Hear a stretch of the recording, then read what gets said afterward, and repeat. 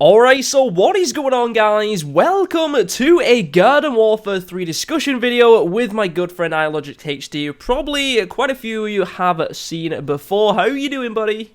Not too bad. It's been a long time. It has been a long time. It's been a long time since we've done something Plants vs. Zombies related. The last video we did was Fortnite, but it has been quite a while. But, as you can tell by the title, we're going to be talking about Garden Warfare 3. Now, I do want to put a disclaimer out there. This hasn't been confirmed. This is just going to be a discussion of what we would like to see the direction of Garden Warfare 3 to go, if it is going to be a possible game. So, in the description, we're going to have timestamps because we're going to be talking about many different topics here. This video may be 20 minutes long, it may be 30 minutes long. We don't know how long it's going to be. So in the description, we're going to leave some timestamps on different topics. So if you don't care about the single player and all you care about is the multiplayer, there's going to be timestamps in the description. So where do you want to start? Where shall we start? I would say characters. I think that's going to be one of the main points, but characters, it's up to you. Characters are a big point. I think like we could go into characters in just a second, but I think maybe we should start off with maybe like the setting. Like where do we think the game's going to be based? Because obviously it was Suburbia in Plants vs Zombies Garden Warfare 1. It was Zomburbia in the second one. I would be happy for it to go back to Suburbia because I like the colours and everything more. Yeah, I get you. It's a lot less bleak. I think that'd be the word to say. Yeah. Like a lot more colourful. I like the bright colours. Like if you look at the Garden Warfare 2 maps, like let's look at Zomburbia. A lot of it's purple and it's dark, and it's just nowhere near as bright and vibrant as the plant maps. So if it was based in Suburbia again, I definitely feel like that's gonna brighten up the game and make people enjoy it a little bit more. But not only that, you've got a perspective of now you have the Xbox One 4K. That is true. You've got that 4K, so you imagine the colours popping on screen when you've got brand new consoles, more updated and stuff like that, brand new TVs, everything in terms of technology keeps developing. So if you have a situation where you have a colourful game, it's going to stand out a whole lot more than in comparison to Garden Warfare 1. That is true. If you don't have Garden Warfare 2 sort of bland colour scheme or bleak colour scheme, more of a dark, eerie colour scheme, then it's going to be a lot more stand out, I think, would be the word for it. Yeah. The words for it. Definitely. As you were just talking about colours then, like, if you go on Garden Warfare 1 and compare the graphic update from the first game to the second game, imagine what the second game to the third game could be like. I'm expecting at least 1080p, 60 frames per second, guaranteed, with Xbox One X and PS4 Pro and stuff like that, but I don't know, if they pushed it to 4K in some things, that would be crazy, but yeah, that's true. I definitely feel like the bright colours, like you just mentioned then, would especially in 4K or really high quality, would make that stand out a lot more. And I think that's going to bring a lot of people to the game with how amazing it would look. But true. So I definitely think Suburbia or something like that, or even if it's not Suburbia, like even if it's like not a middle ground. Yeah, you could do a middle ground. It could be like a middle ground, but make sure all the colours are a little bit brighter than what they were in the second game. But yeah, like let's go on to characters and stuff now. What would you have in mind for characters? Because there's a lot of variants that could be brought to the game. I'll talk about mine in just a second. But I'm sure you've got some on the top of your head that you would like to share. Yeah, I say in terms of the mobile versions of PvZ, they have so many different variants of characters and so many different character classes, and I feel in Garden Warfare 2 and Garden Warfare 1 it was sort of lacking. They did bring in some new ones into Garden Warfare 2, which was very, very cool, don't get me wrong, but a lot of them seem sort of same-ish, best way to describe it. You know what I'm saying? Like, they all sort of had similar attributes in one way or not. Like, you had something like the cactus version for the Plants vs. Like, you have the zombie side, which was the pirate, like Deadbeard. Yeah. He had sort of the similar attributes to a cactus. It wasn't new. All they was doing, they was sort of remodeling an old character, but for a different side. Yeah. So Super Brains was the melee class for the zombies. Yeah. Whereas that was kind of like the chomper on the plant side. I can see where you're coming from there. It's very same-ish. That was the problem. If they go down the route of bringing some new characters in, like something completely different, if they actually branch out, then I think that would be crazy. I know a lot of people speculated ages ago. Do you remember about the mushroom character? And people like that was thinking, oh yeah, that's going to be the next big character. The thing is, everyone speculated so many ideas. If they took a direction where they allowed some of the PvZ fans to actually suggest a new character, like a bit like how they had the competition with the Plasma P. I would love to see some more competitions like that. Yeah, that would be so good. And I feel if you could create a whole brand new character class through actual feedback from the community. Yeah, that would be good. Competitions, that would be unreal. That would be very, very good in terms of communication between the players and obviously developers, and also it'd be a situation where it feels like you're a part of the game a whole lot more as a community, if that makes sense. Yeah, definitely. I feel like there is some like little niches in the game right now. Like, what is it? Like, currently right now, a lot of people were speculating as classes to be like the mushroom class, like you said, because there is a lot of mushrooms in the game. And it turned out we got a hover goat and torchwood. Yeah.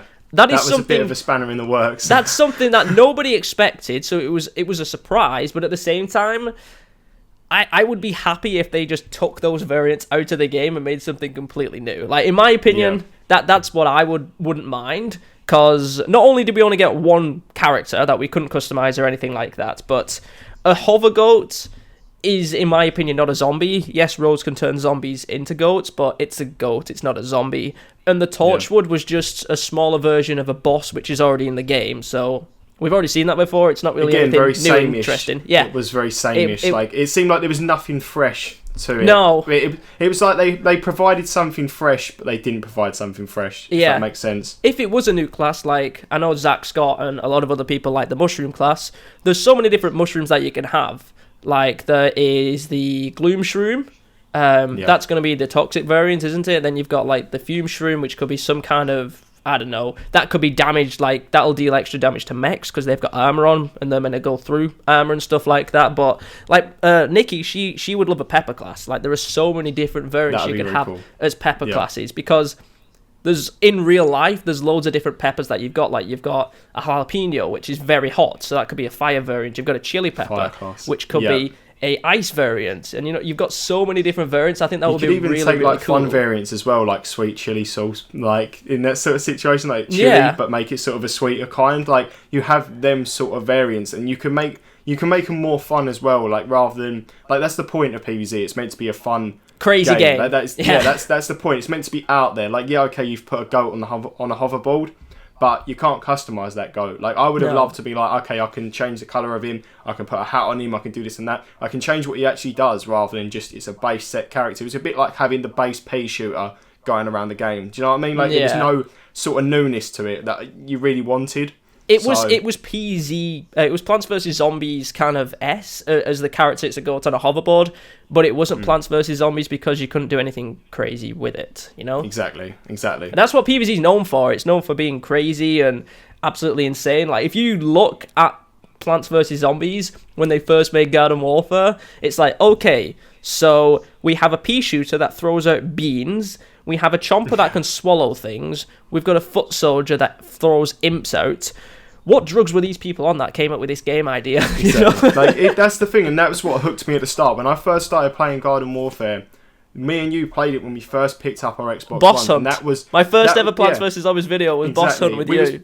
It was Gardens and Graveyards that we were playing 24/7. And it was like, this is new, this is fresh, this isn't what you play when you play Call of Duty. This is out there. Like, yeah, okay, it's not as graphic as other games, but that's because it wasn't meant to be like that. It was meant to be a game that you could play and you just have a laugh on rather than take it far too seriously. Yeah. But then you can also be like, you need to have some serious to it in some aspects. But it was different. It was something brand new for a brand new console, and I think that's what needs to happen again in sort of a way if they make a number 3. Yeah. That is the way. Definitely. So I think we need some fresh classes. Like, I feel like we do need new classes to try and freshen it up a little bit, but as far as variants go as well, like, we've still got some variants. I don't know if they've not made these characters because they kind of don't work, but I would love to see a fire variant, an ice variant, a power variant, and a toxic variant of every class, because it's kind of like unfair for one character to have toxic but the other one doesn't, kind of thing. Very true. A toxic flower would be pretty cool. They might have been testing that character and it didn't work, so they've not brought it, but it would be nice to have some kind of like elemental variants for all classes. True. And you mentioned about legendary characters as well, didn't you, on your notes here? I feel like legendary characters, they need to come into the game, but possibly every class should have a legendary character, but how you actually earn them legendary characters should be varied. Like, some of them should be possibly level based, some of them should be through packs. It shouldn't feel like you need to open thousands and millions of packs just to get that legendary character. And if you actually get this legendary character, it needs to be different in pretty much all aspects, so you feel like it really is something special rather than, okay, it goes into this special mode where it deals extra damage. You need to feel like it's something so out there in comparison to the actual class that you're thinking, this is unbelievable. I really, really am glad I've managed to get this. Yeah. I think that's how it needs to be. Like, talking about what you said of ways to unlock it as well. A lot of people wasn't happy that the way you got legendary characters, apart from the party characters, which was still kind of based off luck, because you wasn't guaranteed one at the end of Infinity Time. They didn't like the fact that, you know, it's based off luck whether you're going to get the character. So I think I spent 14 million coins before I got my first ever legendary character piece. Yeah, I remember you saying that to me a long time ago. That was ridiculous. Whereas other people could maybe have got it on the first million. So if they can unlock, for example, Toxic Brains is one of the best super brains in the game. I could spend 40 million and not get that character. Someone can spend 1 million and potentially get both pieces because it's all based off luck. And then they've got a really powerful character and I don't. So like you were saying, if there was ways to kind of like level up and that was a reward for leveling up, or you had to do a certain challenge to then unlock a character, it means that you get rewarded for doing that objective or that challenge, and your reward is this legendary character or something like that. But 100%. Yeah. 100%. But like in Garden Warfare 2 as well, I think I'm trying to think here. Super Brains has 2 legendary characters. Iron Citron has 2 Citron has 2 legendary characters. Yeah. Why are there some classes that don't have a legendary character at all as well? Exactly. That's something which needs filling as well. Every class needs at least one legendary character, which I really thought we was going to get. Variation. Yeah. That's what's needed. Definitely. And consistency as well. There needs to be consistency rather than you're forever seeing classes with more characters, more variants. Even if it came to a situation where they like lowered the amount of variants but provided more classes, at least it gives it more play style, means more characters, rather than you see about a full team of Toxic Brains or something like that. Because that's what really got to the point of frustration, when you'd see a team full of the same character that would be so overpowered in one aspect that you felt as if you was always fighting a losing battle. Yeah. I feel that was another major problem. So that's one of the things which makes it difficult as well. The more characters and the more classes and the more variants they add into the game, the harder it is to actually balance the game very equally. Like, they're still doing balance changes now to try and straighten it out a little bit. Because there's that many characters and classes, it's like, it's so difficult to get a balanced game where there's not an overpowered character. Like, Overwatch have, 26 characters, and they're still fine-tuning their characters all the time. Imagine having 100 different characters. Like, that's crazy. But, I don't know. They're kind of getting there. There's still some characters which are probably a little bit underpowered and stuff like that, but they are getting there. Hopefully, it's not going to be too crazy, and there's not going to be too many overpowered characters in the next game.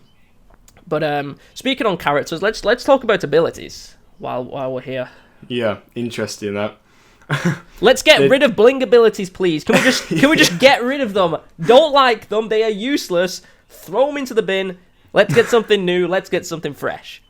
I feel like with that situation with the bling, they had that in Garden Warfare 1, and I don't think people took into account. Did they? How basic? Yeah, I'm sure they had some in Garden Warfare 1. They had the odd few where you'd have a few. I didn't think there was any bling abilities in Garden Warfare 1. I'm sure. I'm like sure there was some bling. There was bling accessories, but I don't think there was abilities. Yeah, but that's the thing. But people weren't. That was the problem. People weren't happy with the bling accessories, and then they was like, "Do you know what would be even better if we turn them into abilities?" And it was like, no, no. Even if they work slightly different. Yeah, like there was no real, like, it was like you knew what situation was before you'd even unlocked it. Like, I know you had Rux's store. If you was like, okay, yeah, you can get the, like, Bling Johnny, like, you just be like, yeah, that's great, but I've already got the normal one. Yeah, hence why I wanted the Dirt Beam Bomb, because it was something totally different. Exactly. I mean, it sucks, but it's something totally different.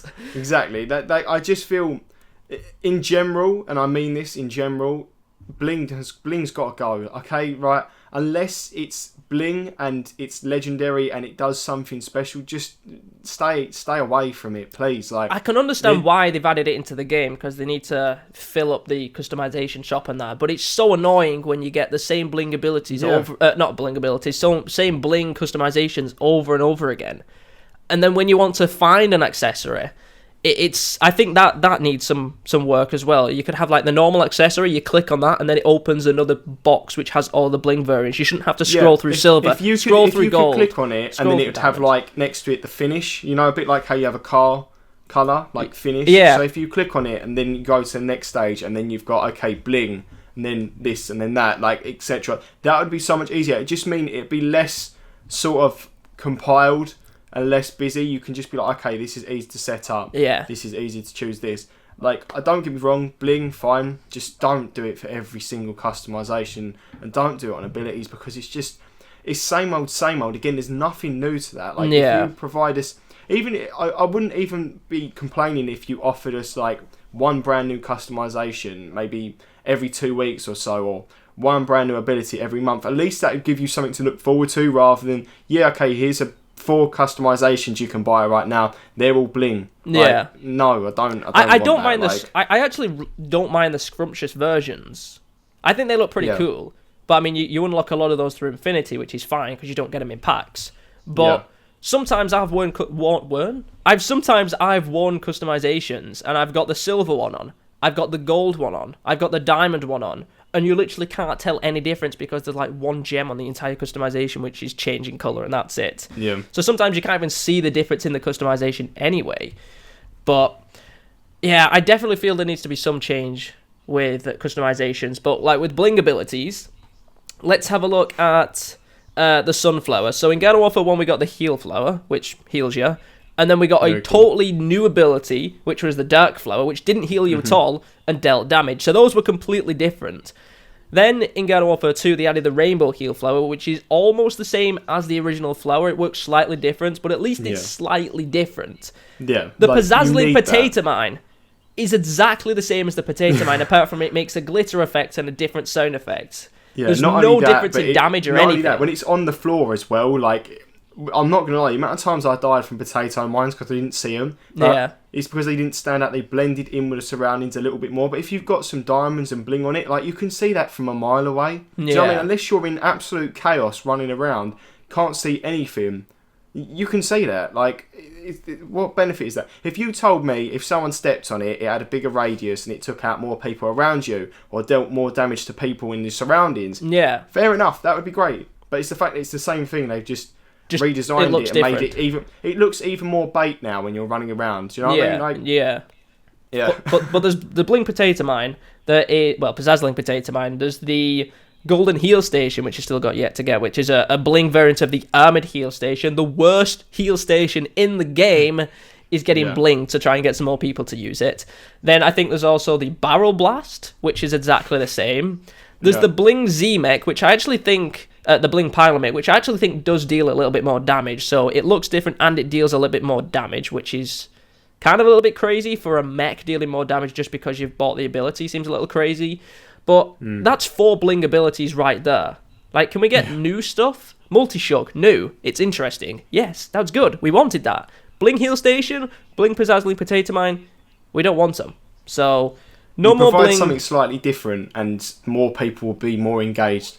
That's the thing. If it's the same old, and you feel like there's nothing new provided, then you're going to lose your sort of interest. Like, that's a guarantee. Look at me, from where I haven't played Garden Warfare 2 that much anymore, it's because I feel like I can't make content on it if it's same old. Like, I'm not going to make a video saying, check out this new Blink ability, because what's the point? Like, what difference is there? It's just the same. I can't get hyped over it if it's the same old. If you'd say to me, it's a brand new ability this month, there's a brand new ability each month, and it's actually different, it's not just got a little bit of colour difference to it, it does something different, then fair enough. Like, I'll happily jump on. Do you know what I mean? I'll happily jump on, play that, grind out for it, and see what I can do with it. But if I spend a certain amount of coins or points or something like that to get just a reskin, like... Yeah. No, that doesn't justify it in my eyes. Yeah, no. While we're on the topic of abilities, I made a video in the past talking about a way I think we could unlock abilities, because in Garden Warfare 1 you got them in packs, in Garden Warfare 2 you got the original ones in packs, you got some of them via Rux, and then you got some of them purchasing the upgrades, which I can understand why they've done it, because they want to make the money, but I don't feel like that's the way they should go. Like, I made a suggestion where I think you should, let's go with a Foot Soldier. So you have the Foot Soldier, you start off with a ZPG. To unlock the multi-rockets, you need to get a certain amount of vanquishes with the ZPG. And you kind of progress through your abilities that way, so the more you use a ability of that type, you'll unlock another variant of that type. And the way that Plants vs. Zombies can still monetize that is you could purchase like double XP boosters, so you don't get the ability like instantly. Call of Duty and things like that. Yeah, you don't get the ability instantly. It'll just double the amount of XP you earn per like ZPG kill, so it takes less to unlock the next ability. I feel like that's a way they could monetize it, where you don't have to pay if you don't want to. If you want to get it quicker, you can, but you still have to work towards it. But it's not based off luck. Like, Rux is here. If you miss that weekend where Rux is available, you're not going to get that ability for a long time. The Pizzazzling Potato Man was last sold in September. I think they sold it for September 2016. I think they sold it about a month ago. So if you didn't get it in September 2016, you've not been able to get that since a month ago. And Plants vs. Zombies are deciding how long it is until you get it. So I don't think they should be sold from Rux. I'm not saying Rux should go away. No. I don't... It's something different. It's still something extra, isn't it? Like having Rux there. So that is cool. Again, like, this is branching on to probably the next topic, if we make it to a subtopic, that you need to sort of have special rewards for a certain level or a certain thing completed. A bit like how when you used to play, I know a lot of people wouldn't have played Modern Warfare 2, like, to get special camos on your gun, you need to do special challenges. Yeah. It's still like that in Call of Duty. That's very cool. That is a great system. You have to work towards it. You also have new ones as well. Yeah, it gives you a reason to grind out the game and continue playing, rather than, okay, I just open this pack up and this is what I've got. You think, okay, next week I'm going to push for this. Next week I'm going to push for this. Tomorrow I'll do this one. Yeah. And tomorrow, after that, I'll do this one. Like, that's what you need. You need that. You need something that keeps you engaged rather than, okay, same old. I get a nice new multi-rocket from a pack, you know? Like, you need to have that variation in every sort of aspect now. That's what everyone desires, pretty much. So have the leveling up system very similar to as it is in Garden Warfare 2, with XP rather than challenges. That was in Garden Warfare 1, but keep some kind of a challenge system in there. That's not like a... like, they do have challenges in the second game now, but all you get is coins and stars. If it was... a massive challenge, like there was a weekly challenge and you got a big reward from it, then that's something to work towards. It might be hard to do. Like, Fortnite have got Battle Pass challenges right now. Something like that, you know? Every week you got new challenges. That's the thing, and it finds a middle ground between free-to-play people and those that are happy to spend a little bit of money to get some other rewards. I think that's a very, very good structure, the way it is, because you have people like... PvZ obviously still need to pick up money. They still need to earn money to continue, because most of their DLC... for the future, I would expect to all be free. Like, do you know what I mean? That you expect to have free DLC with PvZ. That's a given. But in a situation, you're thinking, well, how are they going to make their money in order to keep the game running and keep us engaged so we keep playing? Everyone complains about pay to win and things like that. Fortnite found a balance between that. Fortnite have done amazing. Exactly. You don't need to purchase stuff. Like, you can play the game... and it's all customization, so you don't need to purchase it, but if you want to, you can do. And I feel with the challenge system, when you make that purchase of the Battle Pass, you get extra challenges which give you extra rewards, extra levels, and etc. That's quality. I think the Battle Pass is really good value as well for money. Some of the skins I'd say are overpriced, like 2,000 V-Bucks for one legendary skin. I mean, I've bought a couple of them because I love them. But like 2,000 V-Bucks, which is like $20 for a skin, it does seem a little bit steep, but the Battle Pass, really good value for money. So, I mean, just find the middle ground. That's what you need to do. Like, the only way that PvZ monetize their games right now on console is purchasing coins, which you don't have to do because you can earn quite a lot in the game. Or, like, they had the upgrades, which are fine, but when they give you an ability which hasn't been in the game yet, I think that's where it's kind of pushing the threshold a little bit and making a lot of people a bit annoyed. It's forcing you to pay, in a way. It's forcing you to pay so you feel like you're not at a disadvantage. Again, as I said, in terms of characters and special rewards and things like that, if you have some Easter eggs, like everyone loves Easter eggs, if you have Easter eggs that give you something special that you can't get, and you don't have to pay to get it, it's not in packs, you actually work as a team and you actually discover things, I think that's perfect as well. Like, you need to have something that keeps you going in the game. Do you know what I mean? Yeah. If it means that the game keeps running because people are spending a certain amount of money on a pass, a bit like Fortnite, then people are going to do that. If people are also thinking, I still want to stay free to play and I want to keep on pushing, I've paid for the game, I want to stick to it, the DLC's free, I want to do this and that, that's fair enough. But you just need to find a balance and then everyone's happy. That is the way it is. Yeah. It's the struggle. You need to think before you act in a way, because otherwise you can get a big load of backlash. So, yeah. definitely. 100%. I had something on the top of my head and I've just forgotten now. So that's absolutely I went fantastic. on a tangent there. Yeah. Apologies. No, that's fine. That's what this is all about. This is just going to be a nice discussion and everything like that. But I was going to mention something, and yeah, it's just completely gone. So I may come back to that. I may come back to that. But yeah, a challenge system to get rewards. Keeping it free to play. Everyone can unlock the same things, whether you want to pay. Yeah, you want to unlock everything from being able to just play the game, or if you want to give yourself not necessarily instant access to those other rewards or a little bit of a boost, then you should be able to put some money into it and get some kind of reward. Exactly. It I don't keeps know. the cycle going, doesn't it? It keeps the cycle going. It does keep the cycle going, but like we mentioned about Rux as well, I don't think he should go, because, I mean, like, Rux is very popular in Destiny and things like that. He should be able to sell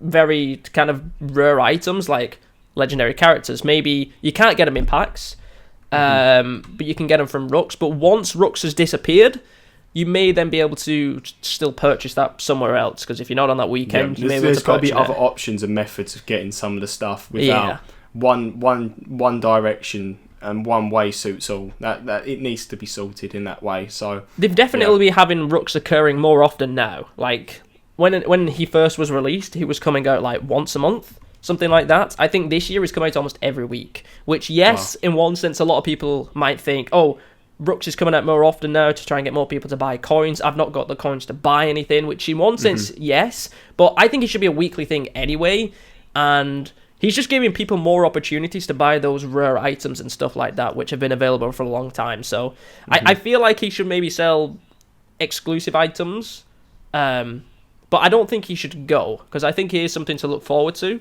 And once again, that's something else which is going to get you coming back to the game at least once a week to be able to see what he's got. And yeah, things like that. But I think Rux should stay.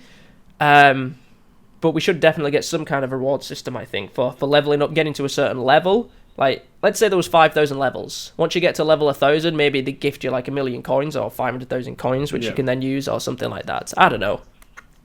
Yeah, that'd be very cool. Let's go on to maps. Because I mean, like, well, maps / multiplayer should we go on to right now? So, maps and modes, really? Yeah, that's I was thinking. So let's start off with modes first. So in Garden Warfare 2, we got the Herbal Assault, which was a new mode. Yeah. As far as like continuous modes, we didn't get any more, where we got a lot in Garden Warfare 1. Like, I know we got the time limited modes in the Mystery Report, like Cats versus Dinos and stuff. But that game got really old quickly. And because you couldn't customize it. Like, as I know we spoke about this in the past. If you could customize the cats and the dinos, you could do different colors, you can do different abilities and stuff like that, and progress. Then that would have given you more of a reason to do it, rather than, oh, Cats and Dinos is back again. It's like, yeah, I played that about 2 weeks ago, etc. Link Cats versus Dinos in with Infinity Time, because after you got like over 30,000 shards, those other shards what you got was wasted because you was already on the top chest. So maybe you could use those extra Infinity shards to be able to purchase customization. So like Cats versus Dinos and Infinity Time, the way you customize your characters there is totally different than how you do it in the normal game. So you use Infinity shards to be able to open Infinity packs to be able to then customize your characters and maybe get new upgrades. Because the good thing about Infinity Time is that it was PvE only. So it doesn't matter if you I don't know, let's say you could buy Infinity shards. It doesn't matter because you're not going against other players. You're going to go against. It's not affecting other players' experiences. No, like if it's a separate portal where you can actually customize that to your preferences, a bit like how you can go into the main menu and then you can change your character and the way it is when you go on multiplayer. If you could have a separate portal that you go over to the Infinity Time world or whatever and change the way that your character in that looks, you could get a new skin for it. You could get this and you can get that and brand new abilities, but it's not affecting other real life players. Therefore, it's not a problem. Yeah. And if you go into a random game with other players who have got these special abilities and special characters, then really you're not going to be like, oh, I wish I had them. It's going to be a situation of, oh, okay, maybe we're going to last a bit longer here because they actually have some decent stuff. Like they have grinded it out, or they have done a little bit of pay to win to make sure that they survive longer than usual. Do you know what I mean? Yeah. It's not going to affect you as a player unless in terms of benefit you. Like that's the only way it can really work. So I totally agree. That needs to be done. That needs to be done. Just other ways of getting people to entice. Like they need to be able to split the games up, so you're not just doing the same thing over and over again. It mixes it up a little bit. But with game modes here, I can see you've got a couple down here on this list here. Free for all. That's one that would be interesting. A lot of people have requested free for all. As an answer to that, like, it's been a very, very long time ago. I think it was either Jeremy or Justin said they'd love free for all, but they don't know if they would like to have Plants versus Plants or Zombies versus Zombies kind of thing, you know? Because usually they go against gnomes, though. You could do gnomes and rogue gnomes. So in a situation, you could bring in the gnomes aspect again, like a bit like how you have cats versus dinos. Yeah, you could have gnome characters. That's true. There's no difference between them. Like, no one has a special benefit unless it's level based. If you understand what I'm saying, unless it's level based, so you can't pay to win in that mode. No. If you're all gnomes, you could have gnomes, and you could have, to make it seem like it's not like you're vanquishing your own players, you could have gnomes and clones. So to you, everyone else is a clone. Yeah. Do you understand what I'm saying? Like, that way you found a balance rather than having plants killing plants, zombies killing zombies. It's a good idea. That way you have found a balance. And it's a bit like how you said about the hover goat and the torchwood. Like, could you imagine being a free-for-all where you're all hover goats? Yeah. Like, just different colours, different designs and things like that. Different variations. That way, it's not looking like you're killing your own team. That would be a much bigger benefit. And to be honest, I think people would love to do free-for-all. Again, I know we're going to keep breaching onto Fortnite here. It's a bit like Battle Royale when you're on solos. Like, you want to be the winner in that game. Do you know what I mean? You do, yeah. That would be very cool. Like, this is just going totally off topic and everything like that, because we're talking about Garden Warfare 3, but can you imagine a PvZ Battle Royale? It'd be brilliant. I literally couldn't complain on that. That would be fantastic. It would. Pick up chili bean bombs instead of grenade launchers and things like that. Like, that would be crazy. It would be very cool. A bit like how I suggested, it must be like 3 years ago now, possibly, about PvZ karting. How crazy would that be? Even if they brought that to mobile. Could you imagine that as a mobile game? Like, mobile is becoming a big thing now. Again, we're speaking about Fortnite. Fortnite Mobile has just been announced. There's so much going on, especially Nintendo Switch. Could you imagine PvZ karting on the Nintendo Switch? Yeah. It could rival Mario Kart. It's possible. You have the fan base behind PvZ. I definitely feel like PvZ would work really well on Switch. I really do. Nintendo is very much cartoony, and PvZ definitely fits into that category. Exactly. It fits it perfectly. That's the thing. And that, I know we're really, like, at the moment we're just spitballing. We're throwing ideas out there, but that could be it. If you want to, in a way, restart the PvZ franchise or just refurbish it, if that makes sense,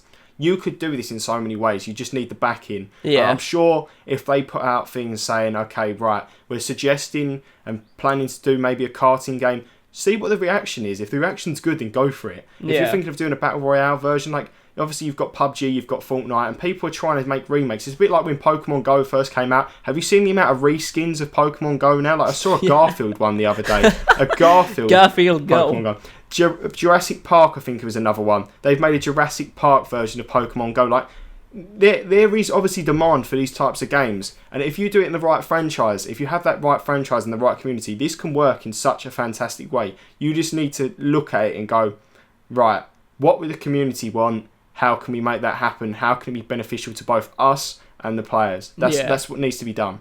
So yeah, again, tangent again, apologies. But it's a discussion. It's what we're here for. And just remember, guys, nothing here has been confirmed. This is just our opinions of what we would like to see.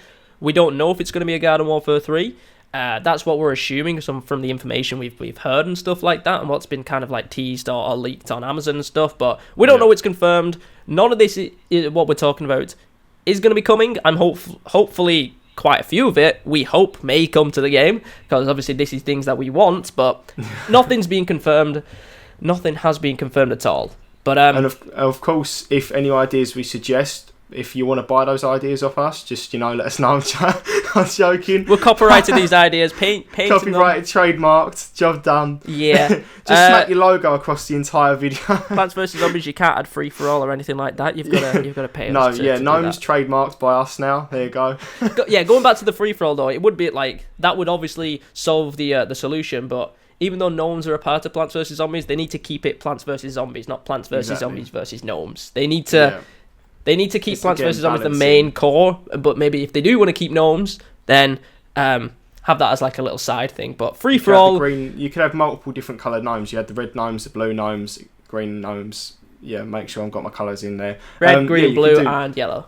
Yeah, that's the ones. Like, you could do so many variations of coloured gnomes, so that would be another situation of, and if you don't go over the borderlines of maybe like 12 or 30 or 12, if you just mix around with it, you can do that. So it is possible again, but they need to find a balance. If the community reacted in a good way towards that, and that became a thing, I think that'd be very, very popular. But that's just one game mode, so yeah, that's one game mode, free for all. A lot of people have requested it. It will be something nice to come. It's going to change it up a little bit. You're just relying on your own. I would like to play it, but yeah, I think they need to find some kind of balance there. But we've also got another game mode of capture the flag now. You want to explain like Taco Bandits? Yeah, I feel like Taco Bandits was okay.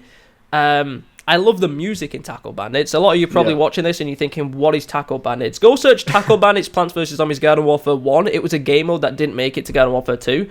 But it was similar to Capture the Flag from previous game modes. You need to pick the taco up and take it to your own base. But it was only one-sided. So the plants were only defending and the zombies were the ones grabbing the taco. If it was both ways at the same time... That's how I was looking at it. I think that's needed. Again, from where me and you have played, like, most of you guys would not know this, but in the past, me and Zero, we both used to do competitive Call of Duty league play, and we play Capture the Flag. The amount of excitement and thrill behind that when you're working in a team to actually capture the flag and you're trying to defend yours, there's so many different play styles that can go into that, and there's so much sort of teamwork and excitement that can take place.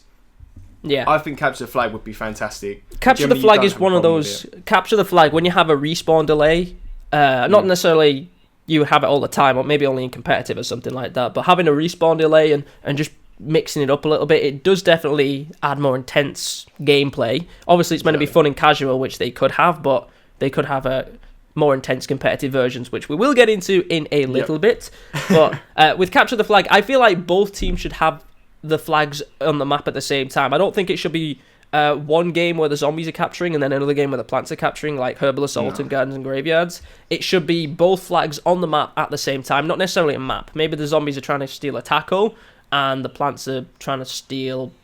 Well, I mean, like, I was gonna say if the plants are holding the taco, then they like tacos, and the zombies want the tacos as well. So it could literally just be they've both got tacos. So I don't know, or not necessarily. Situation. It could. And as you got this thing as well. Like, if you have both tacos, maybe you have like a pile of tacos. So as you keep getting them, the taco goes up, and as they take a flag back or a taco back, the pile goes down. Do you know what I mean? So it sort of stacks up. So and whoever's got more tacos at the end wins. Yeah, exactly. That's one. I just popped into my head. Maybe there's only one taco on the entire map, and whoever's got control of the taco at the end of the timer is the one that's the winner. But I really like your idea of there's maybe like 10 tacos, 5 each. Whoever has more tacos at the end is the winner, unless you capture all 5 tacos from the enemy team, and then you get like the instant win kind of thing.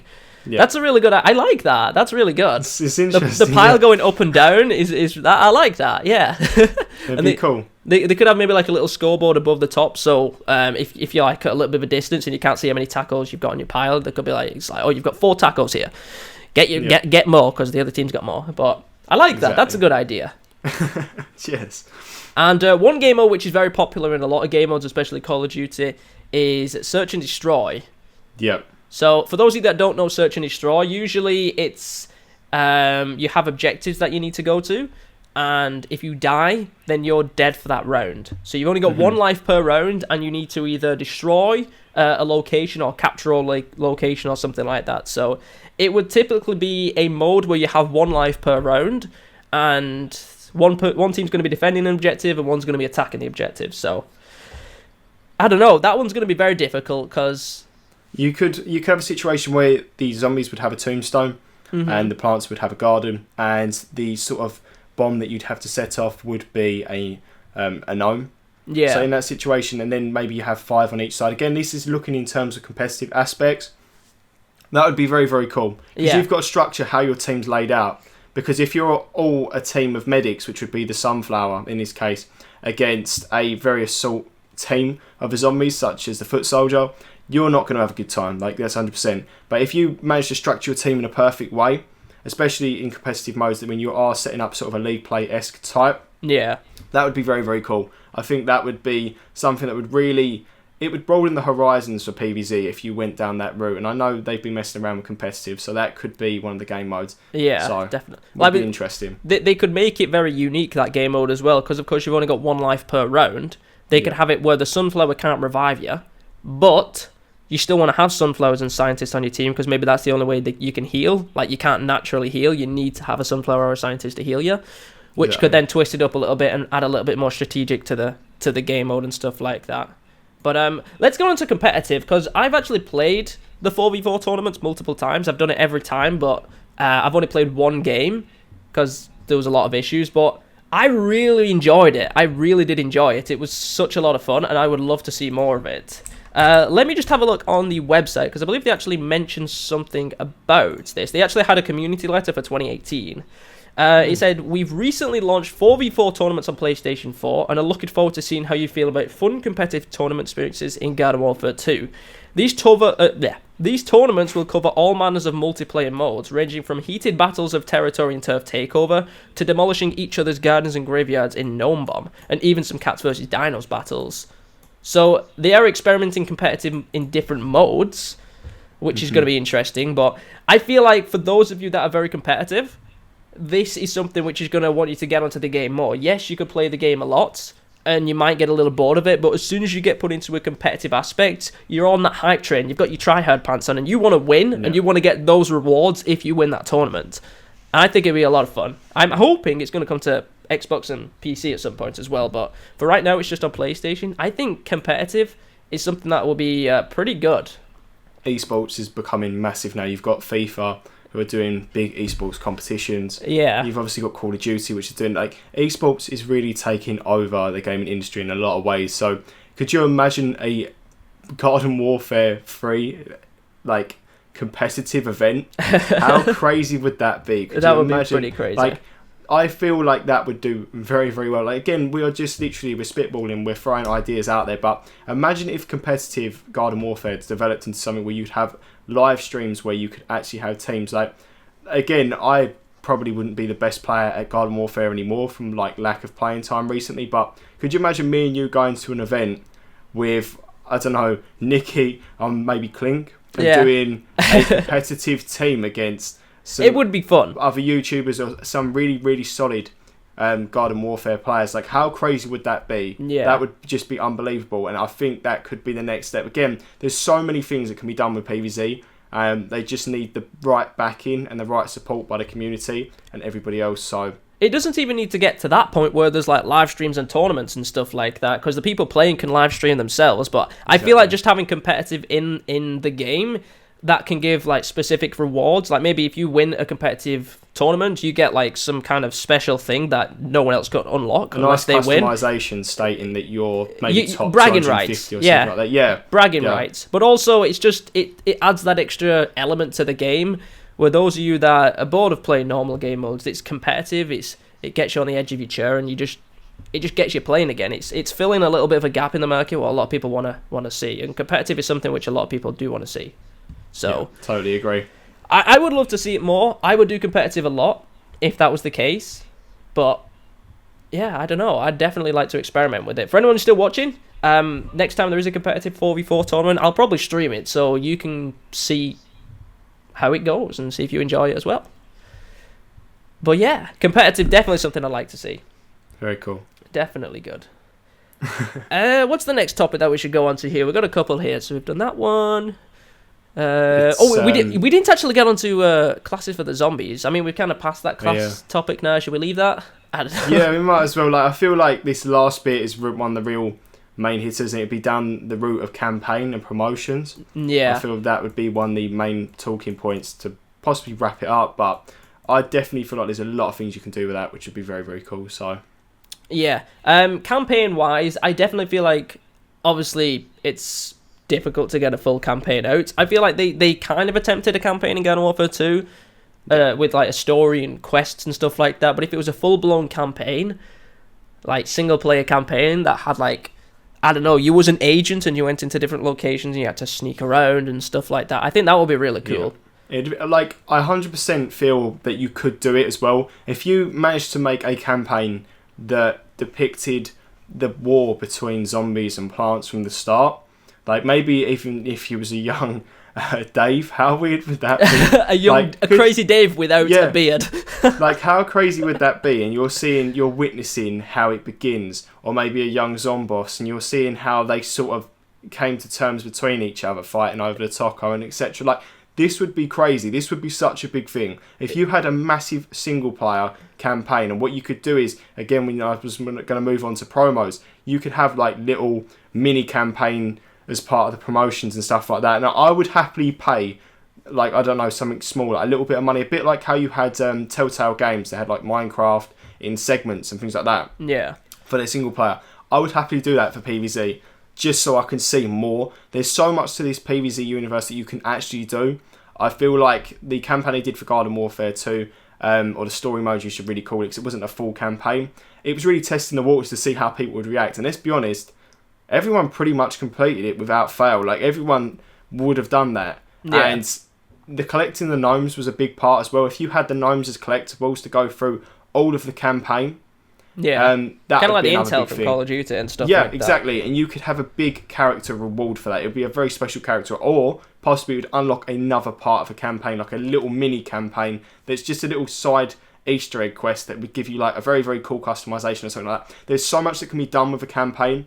And I think if, with the Xbox One X and the brand new PS4 Pro, they had the opportunity to really, really like go into some depth. Yeah, exactly. You could go into this really unbelievable campaign with colours that just fly off the screen. You could do so much. Again, I remember when 3D came out and everyone went mad. Like, I have a 3D TV personally. Do you know how many games I've played in 3D? And I can tell you, not many. I've not played a single one. Not many, but could you imagine if Plants vs Zombies became the one that could bring that 3D to life? Could you imagine I kind of feel like 3D is kind of like hit and miss right now. Like, if I went to a cinema to watch a film and I could choose 3D or not 3D, I wouldn't. Now. Yeah, like I wouldn't go 3D. Died.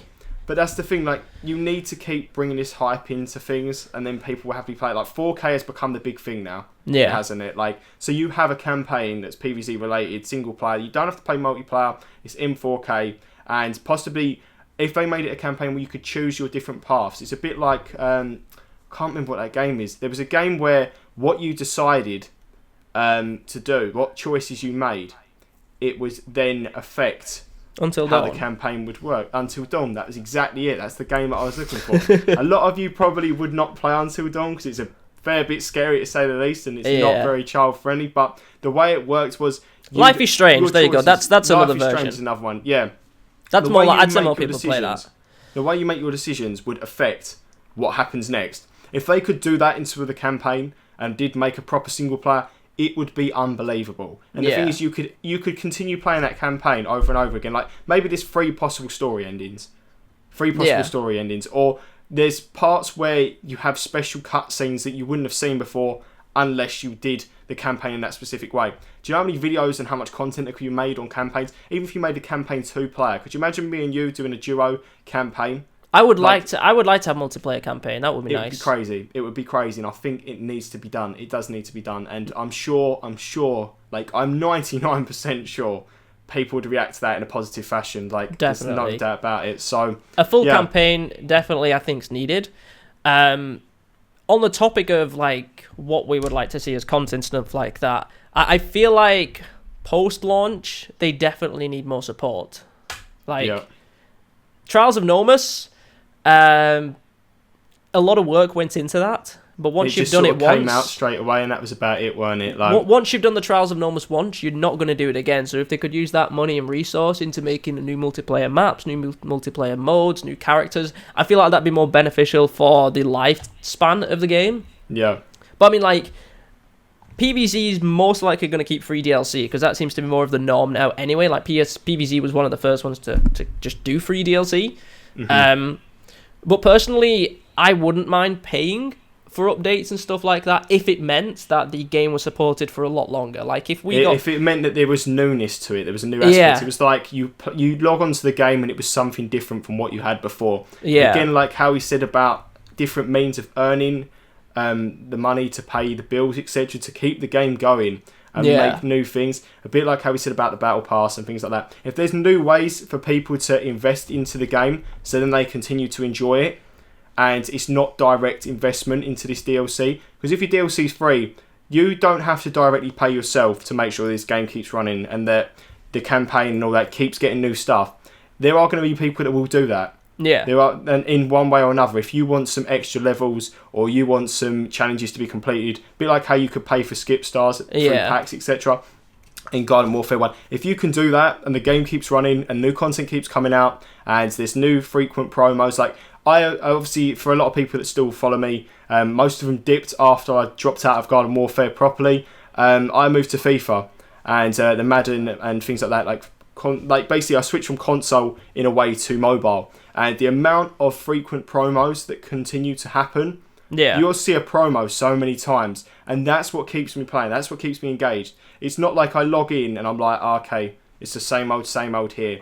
I'm like, okay, a new promo's dropping this week. Oh yeah, there's a new mini promo that's dropping this. Okay, there's something special that's going to happen now. Like, that's what's needed to keep the lifespan going. That's what needed. And that way, through these promos, people are actually investing in the game. And some of them don't even realise how much you're investing in the lifespan of the game. Because you're thinking, I just want to get all of this stuff from this promo. They definitely need to find other ways to monetize it. Like, I said I wouldn't mind paying for DLC if it meant the game got more updates. I think Garden Warfare 2 got like 4 updates, and the final one was like in December. If it meant they then supported the game for an extra year, I wouldn't mind paying for it. But at the same time, there are many people out there that wouldn't pay for it, and I don't feel right. Some people paying for it and getting extra content, and those that don't pay for it. Because PvZ is child friendly, not everyone can pay for everything. So I'd like to keep the updates free, but like you mentioned with promos and things like that, we don't have to pay. But it's like definitely you can pay extra for a new mini single player campaign. Like some people won't even need to do that because they don't feel like it benefits them. But if you could do that to have a little bonus campaign, like just a mini campaign, even if it's like in English money, like I don't know, £3 at max.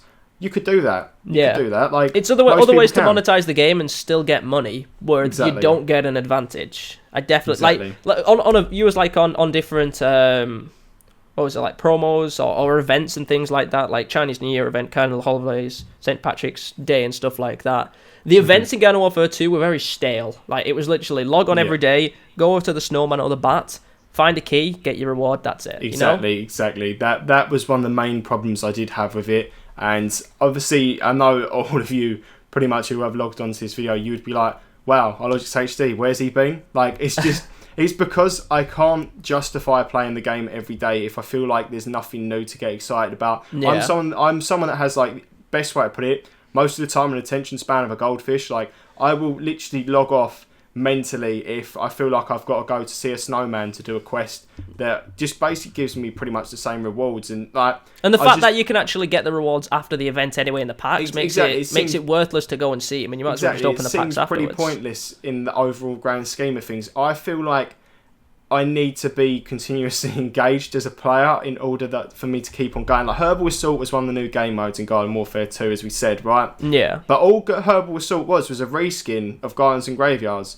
Let's just be honest, the opposite. It was just a reskin. There was no brand new competitive modes. Like, don't get me wrong, I'm not going to turn around and just slate Garden Warfare 2 because I love the game. I played it for a very long time. You can check my channel. There's so many videos on there. How many videos did me and you do together on Garden Warfare 2? Yeah. And it finally reached a point where I was like, I can't keep producing content on a game that I don't enjoy. On a game that I don't enjoy because there's nothing new to show you guys. Like, I can't fake enthusiasm. Like, it's not possible. Most people on YouTube, if not all, cannot fake enthusiasm for something that they're losing touch with. If you continue to provide something that the players, the content creators want to do, like Ruck's coming into the store every week, if he's bringing something new to the table every week, that's fair enough. Like, I can log on every week and do that because I know there's something new. But instead I'm logging on and going, oh wow, it's a potato mine that's got a diamond on it. Like, that's not bringing me to earn some coins over the week to make sure I can get it. Do you know what I mean? Like, you need to have that. So definitely more frequent promos and stuff like that. There needs to be newness 24/7. There needs to be newness, even if it's minor. At least for longer. Like, even if after 2 years, like, you just recycle the same stuff over and over again. I think a year is definitely on the low side of things. Exactly. Like and personally, the updates compared to Garden Warfare 1 to 2, like let's compare updates. So the first update we got in Garden Warfare 1 gave 24 new abilities, a new map which was Chomp Town, a new game mode which was Gnome Bomb, lots and lots of customizations. The second one gave us a new map. It gave us 8 new characters. It gave us a new game mode, and so on. Like, we got a map in almost every update of Garden Warfare 1, almost a new game mode every time, new customizations, new characters most of the time. In Garden Warfare 2, the first one, we got a reskin of an old map. We got 2 characters, I think, and some customizations. The second one, we got a new map, 2 characters, and that was it. The third one, we got Trials and Omens, which was big. That introduced Rooks and everything like that, but there was only sprinkling as a new ability or anything like that every month or something like that. And just comparing the updates, just... Garden Warfare 1 seemed more engaging in terms of the content updates. I remember when we first played Garden Warfare 1, the first ever update hit our game, and it was a month. Was mind-blowing. We was over the moon when that Chomp Town came in. Like, I was playing that game 24/7. Like, I tell you now, I've been a big fan of FIFA for years. I neglected, I think at the time it was FIFA 14 when it first came out on Xbox One. I think that was the first ever FIFA. Yeah. I neglected FIFA 14. That was probably one of the best FIFAs I ever played. I neglected that for so long because of PvZ, from where I was playing all of the new updates. Me and you I'd get home at the time, I was still, this makes me feel quite old now. I still look young, but I feel quite old now. I was still in school when Garden Warfare 1 dropped their first update. I remember coming home from school. I think the update would drop at 3 o'clock. I'd be home by about 3:30, and I'd be straight on the Xbox One playing the new update. And every time I knew it would happen, you'd be excited for it. And the thing is, when they tease stuff, teasers are one of the biggest things. Teasers are one of the biggest things because it allows you to create content and build the hype. I feel like with Trials and Omens, there was no real hype behind. Like, they love a teaser. They do like doing teasers, but it was sort of like when it finally dropped, there was no real hype behind it. Do you know what I mean? There was still a little bit of hype, but it wasn't as much as you expected. And for such a big update, you expected fireworks. Do you know what I mean? You expected so much more for what it was. When the Trials and Omens came out, it took you at least a month to be able to actually get through what you needed to do to get anything. Exactly. So. And most of the time, you'd have to wait, wouldn't you? You'd have like a waiting point. Once you completed one trial, you'd have to wait a certain amount of time. So you could do the next one. Yeah. I feel like that was one of the problems. It was like the hype dies down when you can't actually complete all the stuff you want to complete. Like, you want to find a balance again. It's all about balance. You want to find a balance between completing the update, basically, in one day and waiting at least a month to get to the end of it. Like, again, half of you in the comment section will slate me. I don't think I've still completed Trials and Omens because I got so bored of the repetitive aspects. It's the same over and over again. It's the same. Like, and the when Trials and Omens came out, the characters was very cool. Like, that was very cool. The new characters, but I still haven't completed it to this day because I just couldn't find the enthusiasm after it dropped. You know what I mean? Yeah. So, you wasn't even like Trials and Omens came out. You had to go into the mystery portal on 4 days, which they chose to get rainbow stars. You use those rainbow stars to open a chest, which could guarantee you a key, not necessarily, but it could guarantee you a key. It's guaranteed now, but it wasn't at the time. And then you had to go into the trial, do one trial, get your code, and then you had to wait till next week. And you had to do that at least 4 times before you could then finally get to the end, which you then had to complete a big boss, which then you had to go back into the mystery portal to unlock a lot more stars to be able to unlock the characters. And it was very long-winded. It took so long, and all you got out of it was 2 characters, which didn't have variants or anything. I think what deflated my passion was when I didn't know which chest offered the actual key. So I opened all of them to the excitement of figuring out that I hadn't actually been given a key at the end. Like, that was the most heartbreaking thing. Yeah. When I thought, I can't even do the first trial to upload to YouTube in the first week to show everyone because I got unlucky. I got unlucky and didn't get a key. Like, do you know what I mean? Like, that's ridiculous. Like, if you told me that they was like, okay, well, maybe you can have a respin of the chest at maybe, I don't know, £2 or something like that, I probably would have done that just to make sure I could provide content to you guys. That when it came out, there was content. On the first day of Trials and Omens, I don't actually think I uploaded because I physically couldn't, because I hadn't got a key to show you guys the trial and show you how to do the trial. I had to wait till the week after.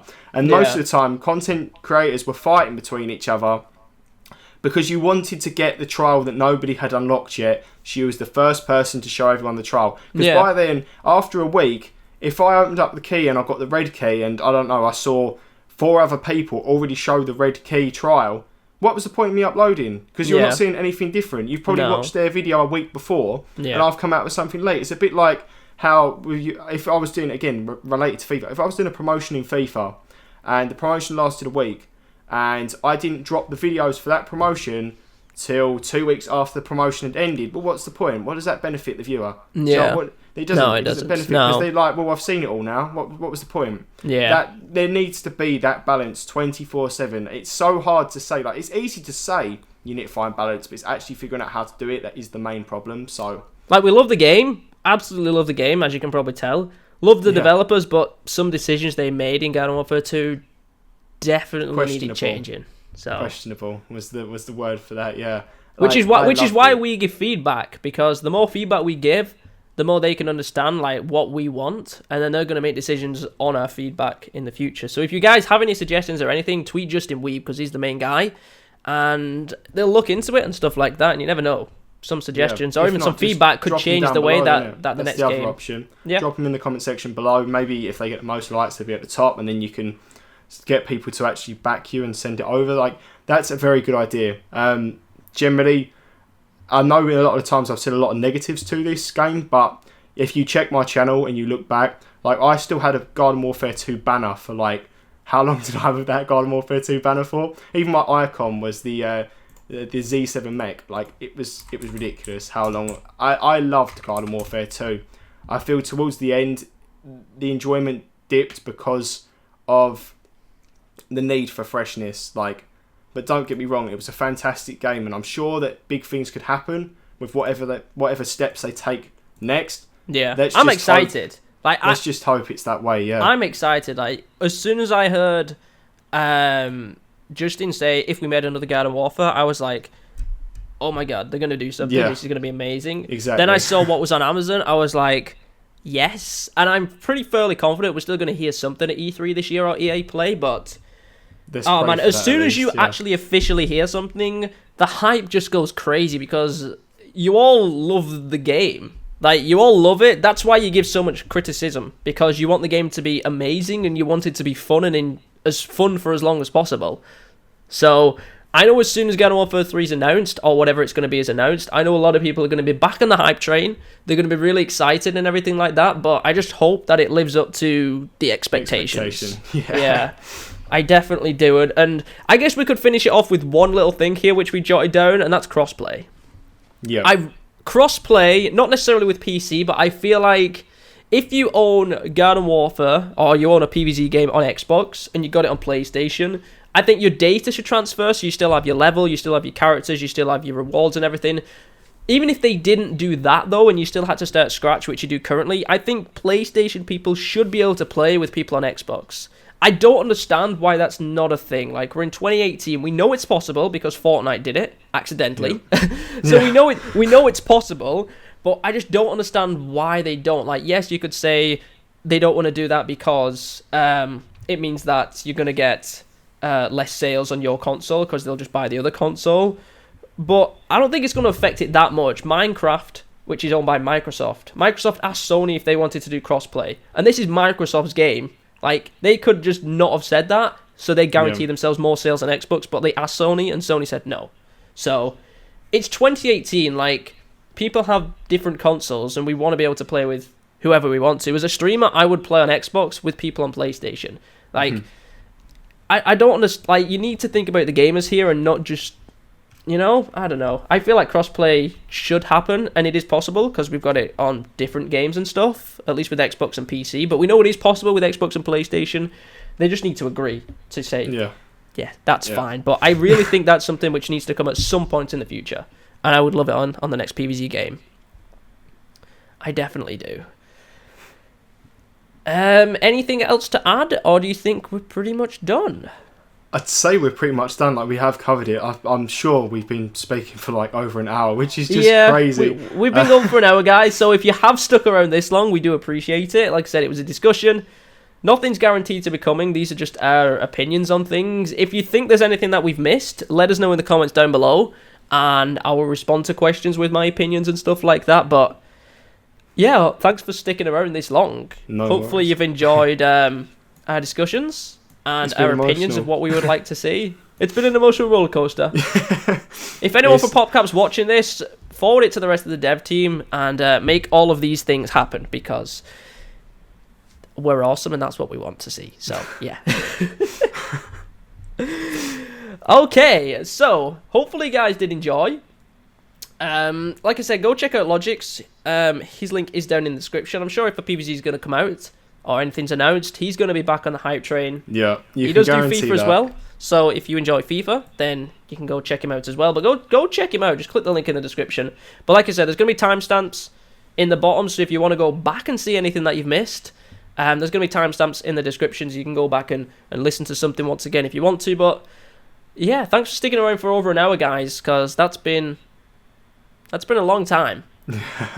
And luckily there's been no barking, no banging or anything, so that's been good. Like, I think this has been the easiest recording session we've ever had, which is very surprising. Like, I've done so many different games lately, Burnout, Madden, and the amount of noise in the background I've had to deal with, but we've just spoke clean for an hour and we've had no struggles. So really, if that's not a sign of benefit and goodness and possibly faith in a Garden Warfare 3, I don't know what it is, because honestly, this never happens to us. We never have a solid recording session without a little bit of interruption, so happy days.